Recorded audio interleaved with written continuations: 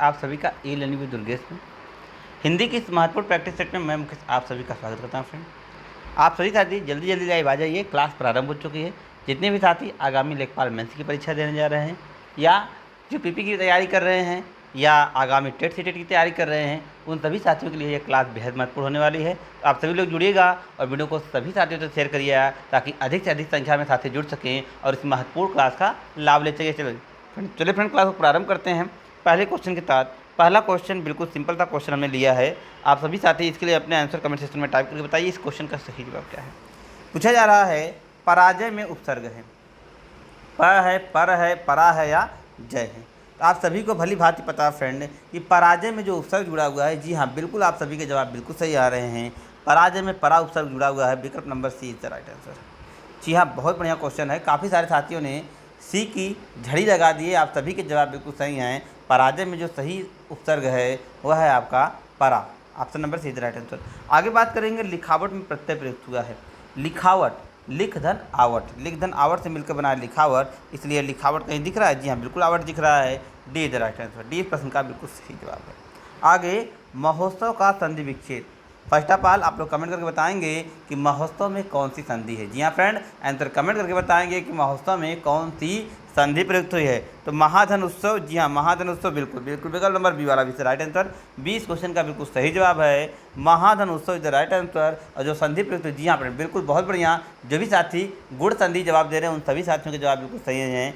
जी हाँ, महोत्सव में जो संधि प्रयुक्त हुई है वो गुड़ संधि है, इसलिए विकल्प number B is the right answer. आगे मैंने घर जाना है। जी हाँ, मैंने घर जाना है में अशुद्ध अंश है। आप सभी को पता है मैंने में मैंने अशुद्ध है फ्रेंड। मैंने की जगह मुझे घर जाना है, मुझे घर जाना है यह शुद्ध होता, इसलिए विकल्प नंबर फर्स्ट इसका बिल्कुल सही जवाब है। फ्रेंड, बहुत सारे साथी जुड़े हुए हैं और आप सभी लोग आंसर को कमेंट करके बताइएगा क्वेश्चन का सही जवाब क्या है। देशभक्ति में समास है। देशभक्ति को यदि मैं तोड़ूँ तो देश के लिए भक्ति, के लिए अर्थात संप्रदान तत्पुरुष मतलब तत्पुरुष होगा। विकल्प number C is the right answer. आगे पुस्तक पढ़ी जाती है में वाच्य कौन सा होगा। कृतवाच्य, कर्मवाच्य, भाववाच्य या क्रियावाच्य। पुस्तक पढ़ी जाती है, ध्यान से बताइएगा, सिंपल सी बात है। पुस्तक पढ़ी जाती है मतलब किसकी प्रधानता हो रही है, पुस्तक को प्रधानता दी जा रही है। ठीक, पुस्तक पढ़ी जाती है मतलब पुस्तक कर्म प्रधान है, इसलिए विकल्प number B is the right answer. कर्म की प्रधानता दी जा रही है, इसलिए आगे निम्नलिखित में से अव्यय शब्द है। निम्नलिखित में से कौन सा अव्यय है। प्राचीन है, मोटा है, गरीब है या और है। तो आप सभी को पता है फ्रेंड, ना तो प्राचीन अव्यय है, ना तो मोटा अव्यय है, ना तो गरीब अव्यय है। जो अव्यय है फ्रेंड वह विकल्प नंबर डी, और यहाँ पर अव्यय है, इसलिए विकल्प नंबर डी इस क्वेश्चन का बिल्कुल सही जवाब है। आगे पूर्ण विराम का चिन्ह आपको पहचाना फ्रेंड। तो पूर्ण विराम का चिन्ह एक ऐसा चिन्ह है, आपको बताना है कि जो वाक्य के अंत में प्रयोग करते हैं। जब भी कोई भी हमारा साधारण वाक्य पूरा होता है तो उसे हम पूर्ण विराम का चिन्ह लगाते हैं। जी हाँ बिल्कुल, बहुत बढ़िया। काफ़ी सारे साथियों ने बिल्कुल सही आंसर कमेंट किया है। जी हाँ बहुत बढ़िया, आप सभी साथियों के जवाब बिल्कुल सही हैं। यहाँ पर जो हमारा सही विकल्प है वह बिल्कुल विकल्प नंबर सी है, यह पूर्ण विराम है। और ये जो पॉइंट है हमारा, यह इंग्लिश के लिए पूर्ण विराम है। दूध का धुला होना, निर्दोष होना, दोषी होना, पाप करना या चोरी करना। दूध का धुला होना बात हो रही है फ्रेंड, दूध का धुला न होना नहीं, दूध का धुला होना। होना का मतलब क्या होता है, बिल्कुल निर्दोष होना। पहला ऑप्शन ही इसका बिल्कुल सही जवाब है। आगे जिसकी लाठी उसकी भैंस। शक्तिशाली आदमी मूर्ख होता है, शक्ति संपन्न आदमी अपना काम बना लेता है, बुद्धि संपन्न आदमी अपना काम बना लेता है, बुद्धि संपन्न आदमी चालाक होता है। जिसकी लाठी उसकी भैंस, तो क्या मतलब होता है फ्रेंड, इसका मतलब होता है कि शक्ति से जो संपन्न आदमी होता है वो अपना सारे काम जो है बना लेता है, इसलिए विकल्प number B is right answer. आगे वीर रस का अस्थायी भाव है। वीर रस का अस्थायी भाव है, वीर रस का अस्थायी भाव फ्रेंड उत्साह होता है। जी हाँ, है विकल्प नंबर डी द राइट आंसर। दोहा के प्रथम चरण में मात्राएं होती हैं। तो दोहा के प्रथम चरण में 13 मात्राएं होती हैं। दोहा के प्रथम चरण में 13 मात्राएं और द्वितीय और चतुर्थ चरण में आपकी 11 मात्राएं होती हैं। निम्नलिखित में से कौन सा शब्दालंकार है। देखिए उपमा, रूपक, उत्प्रेक्षा, ये सारे आपके अर्थालंकार हैं।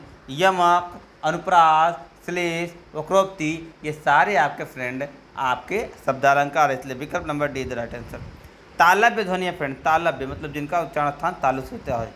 हाँ, ट, प और स और क। तो ऋचु रसाराम तालु, ठीक है, ऋचु रसाराम मूर्धा, और उसके देखिए ईचू ऐसा नाम तालु, ईचू ऐसा नाम, पहले अकू विसर्जा कंठ, ईचू ऐसा नाम तालु, ऋतु ऐसा नाम मूर्धा और ऋतु ऐसा नाम दंता। मतलब कहने का फ्रेंड, जो आपके ई, बड़ी वाली ई, च वर्ग, स, इन सबका उच्चारण स्थान तालु से होता है। जी हाँ, बिल्कुल बिल्कुल, बहुत बढ़िया, आप सभी के जवाब बिल्कुल सही आ रहे हैं। C is the right answer. Next question friend, कल घोष अघोष पे हम लोगों ने विस्तृत चर्चा कर ली थी, तो आज इसका आप लोग सही जवाब दें। कौन सा अघोष वर्ण है, कौन सा अघोष वर्ण है आपको बताना है। कल हम लोगों ने इसके विषय में विशेष चर्चा कर ली थी, ताकि आपको बताना है खाली कौन सा यहाँ पर अघोष वर्ण है। तो आप सभी को पता है कि पहला दूसरा जो है अघोष होता है, और दूसरा तीसरा चौथा पाँचवा एक घोष होता है, इसलिए विकल्प number A is the right answer. आगे निम्नलिखित में से कौन सा स्त्रीलिंग है। उपहार, उपहार मतलब आपका उपहार, आपका ग्रंथ, आपका मस्तक, आपकी मस्तक, आपकी मस्तक, आपकी रचना, आपकी रचना। यहाँ पे स्त्रीलिंग पूछा जा रहा है फ्रेंड, तो आपकी रचना है, ये आपकी रचना, आपका रचना नहीं होता, आपकी रचना होता है, इसलिए बिल्कुल जी हाँ फ्रेंड, आपकी रचना इज राइट आंसर। ये सटीक बन रहा है। जो देखिए, इस प्रकार से हम विशेषण का प्रयोग करके पुल्लिंग और स्त्रीलिंग की पहचान कर सकते हैं। यह सबसे बेस्ट तरीका होता है पुल्लिंग और स्त्रीलिंग की पहचान करने के। इसमें जो है गलत होने के चांसेस बिल्कुल कम होते हैं। आगे बात करेंगे नेक्स्ट क्वेश्चन की तरफ। अगला निम्नलिखित में से पुल्लिंग शब्द की पहचान करनी है। इच्छा, आपकी इच्छा, राष्ट्र, आपका राष्ट्र, आपकी रक्षा, आपकी योग्यता। तो यहाँ पे मिल गया ना आपका राष्ट्र, ये बिल्कुल सही है, आपका राष्ट्र होता है। आपकी इच्छा, आपकी रक्षा, आपका योग्यता। ये कौन सा शब्द जो है सदा बहुवचन में प्रयोग होता है। तो मैंने आपको कल बताए थे कि प्राण, आंसू, होत, हस्ताक्षर, दर्शन, बाल। ठीक है, प्राण, आंसू, हस्ताक्षर, दर्शन, बाल, होश।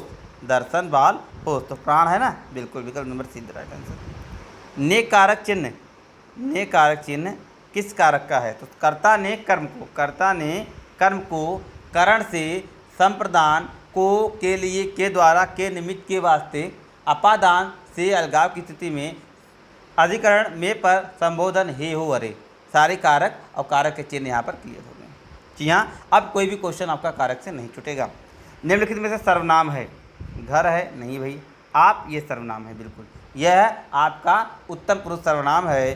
पहाड़ नहीं है, नदी नहीं है, विकल्प number be the right answer. Next question की तरफ बढ़ेंगे फ्रेंड। अगला क्वेश्चन है, निम्नलिखित में से विशेषण है। लंबाई, बुढ़ापा, समझ और शांत। तो लंबाई विशेषण आप सभी को पता है, यहाँ पर लंबाई विशेषण है। जी हाँ, लंबाई यहाँ पर आपके विशेषण है, क्योंकि जो लंबा होता है, यहाँ पर जो लंबा होता है वह आपका विशेषण काम करता है, इसलिए विकल्प नंबर, जी हाँ, विकल्प नंबर, जी हाँ। देखिए यहाँ पर पूछा जा रहा है कि विशेषण कौन सा है। तो देखिए विशेषण यहाँ पर फ्रेंड आपका जो होगा वह शांत होगा, क्योंकि लंबाई विशेषण में विशेष से होती है, और बूढ़ा का बुढ़ापा भाववाच्य होता है। जी हाँ, बिल्कुल, ये कन्फ्यूजन थोड़ा सा था, इसलिए जो सही जवाब वो डी होगा, क्योंकि ये लंबाई जो है ना, ये विशेष है, विशेषण नहीं। यहाँ पर हमसे विशेषण पूछा जा रहा है। चलिए ठीक है, जवाब करेक्ट कर लीजिए, विकल्प नंबर डी द राइट आंसर। आगे बढ़ेंगे। प्रेरणार्थक क्रिया है। प्रेरणार्थक क्रिया क्या होता है फ्रेंड। गिरना, बोलना, सुनाना या कहना। तो गिरना, बोलना, सुनाना या कहना। तो प्रेरणार्थक क्रिया क्या होता है फ्रेंड, आंसर कमेंट करके बताइएगा। प्रेरणार्थक क्रियाएं आप सभी को पता है, वे क्रियाएं होती हैं, प्रेरणार्थक क्रियाएं वे क्रियाएं होती हैं जो क्या करती हैं, किसी का दूसरे कार्य को करने के लिए प्रेरित करती हैं, किसी दूसरे कार्य को करने के लिए प्रेरित करती हैं। मतलब यहाँ पर सुनाना जो है, सुनाना यहाँ पर प्रेरणार्थक क्रिया है। लड़के ने पुस्तक पढ़ी, वाक्य का काल है। लड़के ने पुस्तक पढ़ी, सामान पढ़ी है, सामान्य वर्तमान, पूर्ण वर्तमान, संदिग्ध वर्तमान या संभाव्य वर्तमान। लड़के ने पुस्तक पढ़ी है भाई, बिल्कुल, लड़के ने पुस्तक पढ़ी है, काम पूर्ण हो चुका है, तो पूर्ण वर्तमान होगा ना, विकल्प नंबर बी राइट आंसर। आगे निम्नलिखित में से तद्भव शब्द है। निम्नलिखित में से तद्भव शब्द की पहचान करनी है। देखिए भाई, अचरज यहाँ पहला ही हमारा तद्भव है। अंधकार सही है, अंगरक्षक सही है, आशा सही है। शीत का विलोम, शीत का विलोम उष्ण होगा, विकल्प नंबर डी द राइट आंसर। आगे कर का अर्थ नहीं होता है। कर का अर्थ नहीं होता है, हाथ भी होता है, किरण भी होता है, टैक्स भी होता है। कर का जो अर्थ नहीं होता है फ्रेंड, कर का अर्थ जो नहीं होता है वह सूर्य है। सूर्य कर का अर्थ नहीं होता है, इसलिए विकल्प नंबर ए द राइट। जो कठिनाई से मिलता है उसके लिए एक शब्द क्या होता है, दुर्लभ। जो कठिनाई से मिलता है फ्रेंड उसके लिए एक शब्द जो होता है वह क्या होता है आपका, आपने अभी आंसर कमेंट किया है सभी साथी ने, बिल्कुल बिल्कुल, दुर्लभ इज द राइट आंसर। आगे बढ़ेंगे। अनल, अनिल का सही अर्थ देने वाला। तो देखिए अनिल मतलब क्या होता है, हवा, और अनल मतलब वायु होता है। तो वायु अग्नि द राइट आंसर। विकल्प नंबर ए इस प्रश्न का बिल्कुल सही जवाब है। जी हाँ, विकल्प number A the right answer है। इस क्वेश्चन का सही जवाब है विकल्प नंबर ए। अनिल का मतलब होता है वायु और अनिल का मतलब होता है आपके अग्नि। विकल्प number A the right answer. तो ये था फ्रेंड आज का क्लास। आई होप आप लोगों ने क्लास एंजॉय किया होगा। मिलेंगे अगले लेक्चर में, तब तक के लिए best of luck. Thank you, good bye.